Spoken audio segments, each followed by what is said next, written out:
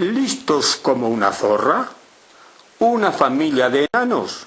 Se llevaban a dos manos lo que de los españoles era a los bancos de Andorra.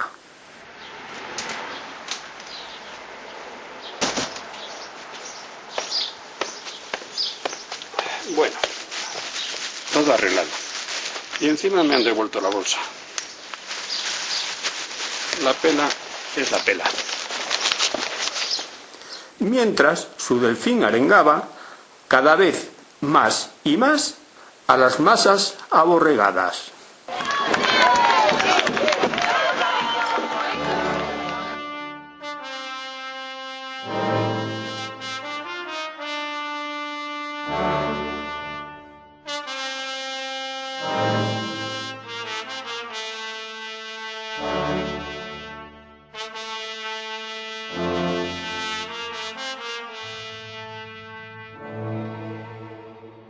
Preguntaba antes, Gonzalo, que por qué fiscalizar el dinero o lo que los políticos hacen con el dinero de todos los españoles. Hombre, pues porque es el dinero, en definitiva, de la gente que se levanta a las 6 de la mañana, es el dinero de los asalariados, es el dinero de los autónomos, es el dinero de la clase media, es el dinero de los trabajadores, y es un dinero que forma parte del saqueo generalizado al que se lleva dedicando una casta extractiva a costa del pueblo español en una operación de transferencia de riquezas desde los que trabajamos y los que tenemos una nómina o los autónomos hacia esas élites que son las beneficiarias de este sistema. Porque fiscalizar eso hay que hacerlo por la misma razón por la cual este grupo, vamos a llamar, esta élite que lleva saqueando España desde hace décadas, se ha montado el tinglado de los 17 parlamentos autonómicos. Es exactamente por la misma razón, porque hay un saqueo en marcha del tejido nacional, porque están exprimiendo como un limón a los españoles hasta que caiga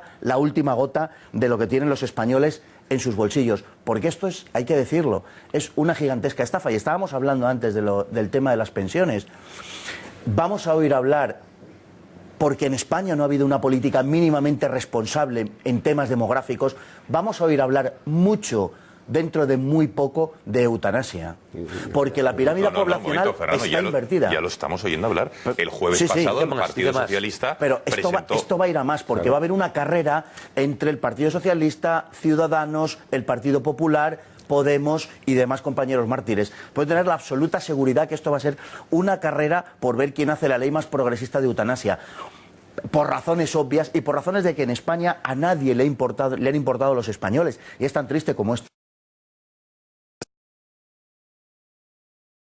O sea que, sí. Bueno, Xavi, al comienzo del programa les he pedido a todos un pequeño titular de por qué creían, cuál es el valor diferencial de Intereconomía al respecto de otros medios de comunicación y por qué es importante, digamos, que siga existiendo este medio en libertad, pudiendo hacer periodismo, información y, a su juicio, también porque... Bueno, por varias razones. La primera, hemos sido independientes cuando otros se han doblegado y eso es muy importante si uno ejerce el periodismo con responsabilidad. Y la segunda, que es todavía más importante, que hemos tratado de defender siempre esa España buena frente a la que quiere que deje de serlo.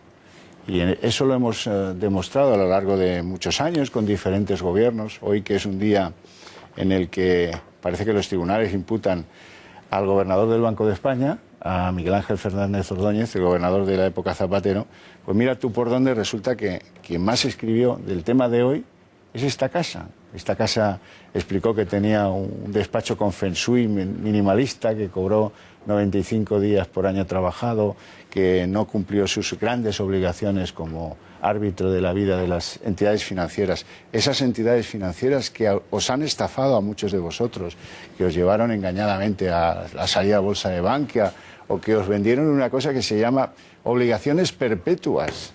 O sea, una cosa terrible.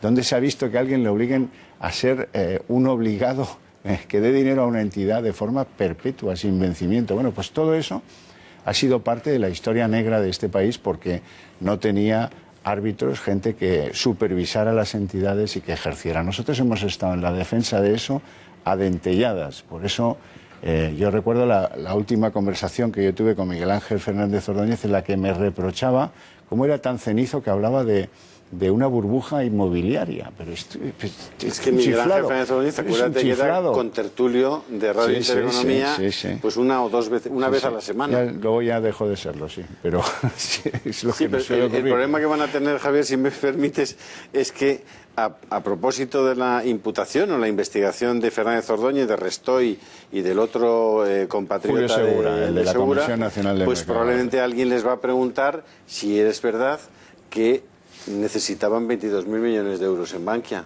Cuando en el mes de abril, esto ocurría en mayo, cuando en el mes de abril habían dicho que Bankia estaba perfecto. Claro. Un mes después dijeron que necesitaban 22.000 millones. Pero a lo que vamos. Si les preguntan, pero si les preguntan si necesitaban 22.000 millones, como digan que no, prepárense para que el Estado tenga que devolverles los 1.200 millones que faltan a todos los que invirtieron en Bankia. Que es que ya volver a repetir si algo se caracteriza de Intereconomía es por eso, pero valores, Kiko, que están en juego también, ¿o no? Que al final son 4 cosas, los 4 principios innegociables, y pues es vida, familia, libertad. Lo de la libertad, de verdad creo que es una de las cuestiones que más fácilmente pueden ver nuestros oyentes, televidentes, lectores, la diferencia, ¿no? Cómo estamos tratando. Hoy en día hay en España una persona, el director de un colegio, que ha sido multado por expresar en una carta su desacuerdo con una ley. Eso lo cuentas, yo lo cuento siempre que tengo ocasión, en una cena. La gente es que no se lo cree. Pero es que a mí me lo han rebatido hasta políticos del Partido Popular, hasta que les he enseñado la sentencia y la carta. La sentencia, la multa y la carta. La gente no se lo cree. Pero se lo cree porque no lo saben. Porque los demás medios no se lo van a contar. Estoy hablando de la historia del Colegio Juan Pablo II de Alcorcón, en el que después de que la señora Cifuentes, la Comunidad de Madrid, imponga una ley en la misma línea que el vídeo que hemos visto antes, el vídeo que tanto enfadó a Eduardo García Serrano, en esa misma línea hay una ley totalitaria para los centros de educación en Madrid, públicos, privados o concertados, de la que este señor, que es director del Colegio Juan Pablo II en Alcorcón, discrepaba. Y escribió una carta a los padres de sus alumnos, una carta en términos de preocupación, de miedo. Vino la ley totalitaria, afecta a cuestiones que nosotros no podemos explicar, porque antropológicas pues son anticientíficas, y lo comparaba con el ejercicio totalitario. Bueno, pues por comparar esa ley con lo totalitario, es decir, para demostrar que no son totalitarios, lo que hicieron fueron multarle a este señor por abrir la boca. Es curioso, ¿no? Un momento, Kiko. ¿Y a que no saben cuál fue el único medio de comunicación, el único grupo de comunicación que entrevistó al presidente, en este caso, de la fundación de este colegio Juan Pablo II? El grupo Intereconomía. En concreto estuvo en este programa, en el Gata al Agua. ¿Recuerden lo que nos dijo? Pero desde luego sí que creemos que es importante recurrir la sanción, más allá de por la cantidad económica, por lo que supone desde nuestro punto de vista de atropello a las libertades de expresión y a decir, oiga, yo no estoy de acuerdo con esta ley. La ley tiene un desarrollo específico en educación, es verdad, pero es una ley que no es una ley exclusiva para los educadores o para los docentes. Es una ley que afecta a toda la población, a los médicos, a los economistas, a los empresarios, a los periodistas. Es decir, es una ley que no está dedicada exclusivamente a la educación, aunque tiene un desarrollo específico para el mundo educativo. Porque lo que está haciendo es criticar una ley. Lo hace desde un presupuesto cristiano, pero si lo hubiera hecho desde un presupuesto no cristiano, simplemente yo no estoy de acuerdo con la ecología natural y entonces por una ecología natural yo no estoy de acuerdo con ese planteamiento que hacen sobre la sexualidad humana, podría haber tenido la misma acción. O sea, no es una cuestión exclusivamente religiosa, ¿no? Bueno, a ver, Xavier Cajo, ya que estás con nosotros esta noche, recuérdanos, bueno, vamos a escuchar, si te parece, el testimonio de Maribel y Marisol, dos mujeres de Fuenlabrada. Recuérdanos someramente la historia y después vamos a escuchar el testimonio que tuvimos aquel viernes, que tuvimos una audiencia brutal, cómo ocuparon la vivienda de su madre, después todo el perípere judicial, y las escuchamos, si te parece. Bueno, pues mira, son dos personas que en un momento dado se les mete una familia, al parecer marroquí, en su casa, ahí se hacen fuertes, cambian la cerradura, no los pueden echar porque tienen niños pequeños, etcétera, etcétera. Allí se empiezan a empadronar 10, 12, 15 y estas personas pues un día reciben la llamada de una vecina amiga que les dice: mira, esta gente se está marchando, hemos visto que están cargando colchones en una furgoneta. Ah, pues oye, pues qué bien, ¿no? Van a intentar entrar, encuentran la llave en el buzón, entran y al cabo de un mes se habían ido de vacaciones y vuelven y las denuncian porque no pueden irse a ocupar la casa de la madre de estas señoras. El espectáculo es, por compartido, una vergüenza. Ese fue un día en el que, la verdad, me pareció muy bien la causa, porque defendimos la propiedad, algo que ni siquiera la Constitución española ampara. Si algún día, ojalá no pase, Pablo Iglesias diera un golpe en España, no necesitaría, para convertir España en un país comunista, tocar la Constitución en absoluto. Es la única Constitución de Occidente que no consagra la propiedad privada. Y debería hacerlo. Venga, vamos un derecho fundamental. Vamos a escuchar, si te parece, Xavier, a Maribel y a Marisol y el testimonio que nos dieron aquí en el Catalagua. Paredes llenas de arañazos, todo completamente sucio, muebles arrancados, destrozados, enseres apilados en las habitaciones. Ese es el infierno con el que se encontraron Maribel y Marisol, dos hermanas madrileñas, cuando entraron de nuevo en la casa en la que vivió su madre toda la vida. Nos encontramos con que, bueno, el olor era nauseabundo, o sea, no se podía ni entrar, todo estaba destrozado, había parte de enseres que no los reconocíamos como nuestros, evidentemente eran de otras personas. Quizás media hora o así se presenta el que se había metido en la casa de mi madre. Me han hecho un contrato en un parque por 450 euros.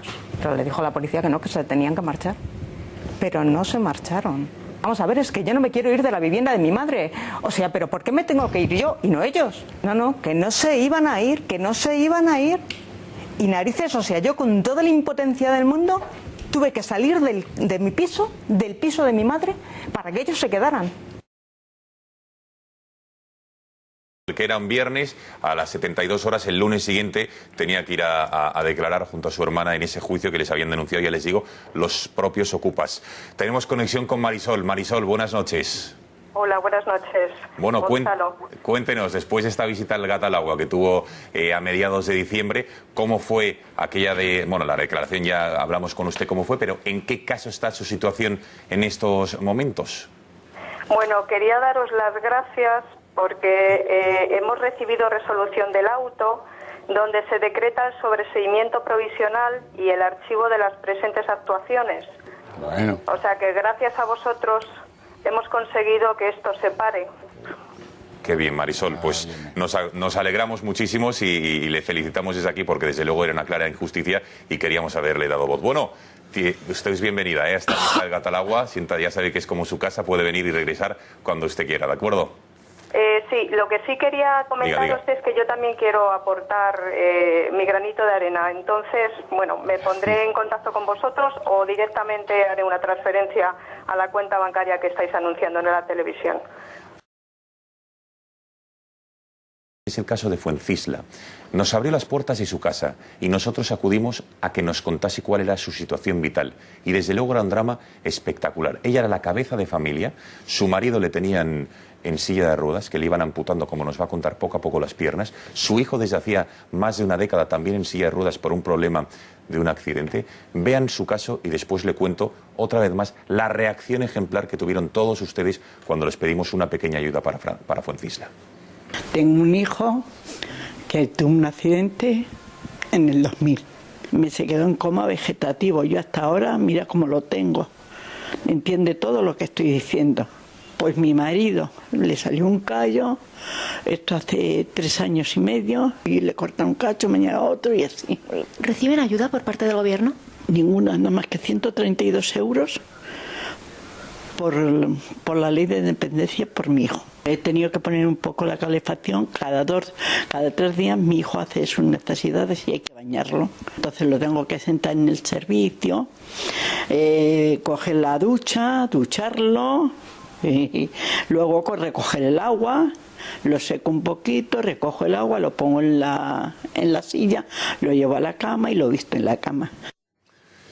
O el caso de... por cierto, les decía, 7.000 y pico euros, la verdad es que ahora la cifra me baila en la cabeza, es lo que conseguimos recaudar en un solo día. En 5 minutos. No, sí, porque hicimos mensajes, recuerdo en el programa de José Javier, en el de Esparza y luego en el Gata al Agua que le dimos bastante importancia al asunto y que han conseguido, bueno, más allá de que puedan ponerse al día de muchas de las deudas, poder encender, decía la Fuencisla que encendía el gas cada 3 días para poder bañar a su hijo porque se había hecho las necesidades y tenía que calentar el agua para cambiarle, para ducharle. Es que sin hacer demagogia, porque en estos temas es relativamente sencillo hacer demagogia y presentar las cosas de forma esperpéntica. Es decir, no puedes presentarte ante la opinión pública como hace el lobby eléctrico, como hacen las compañías eléctricas españolas, con unos resultados que están en torno a los 4.000 millones de euros cada año, con unos salarios en sus puestos directivos, que en el caso de Iberdrola estamos hablando de 12 millones de euros al año, es decir, de personas que están cobrando 42.000 diarios. 42.000 euros cada día de salario.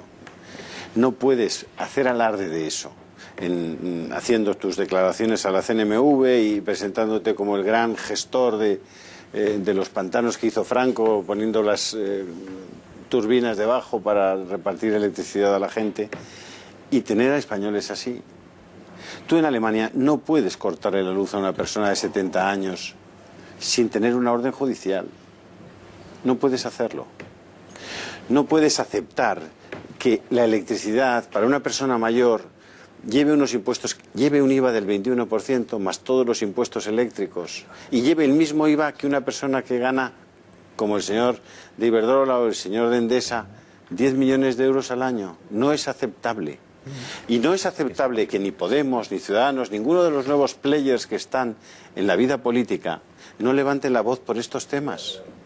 Quizás porque también ellos tienen miedo al lobby eléctrico, porque también ellos tienen miedo a defender que la gente pueda poner un panel solar en su casa para poder generar energía eléctrica sin que le vengan a multar hasta con 5 millones de euros por tener un panel de energía eléctrica en su casa.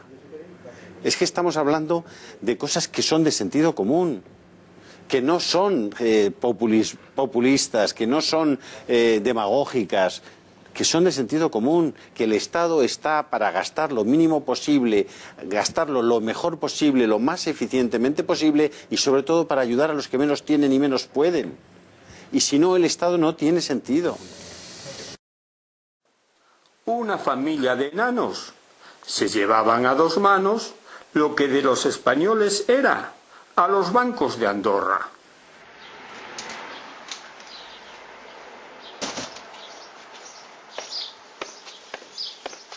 Bueno, todo arreglado. Y encima me han devuelto la bolsa. La pela es la pela.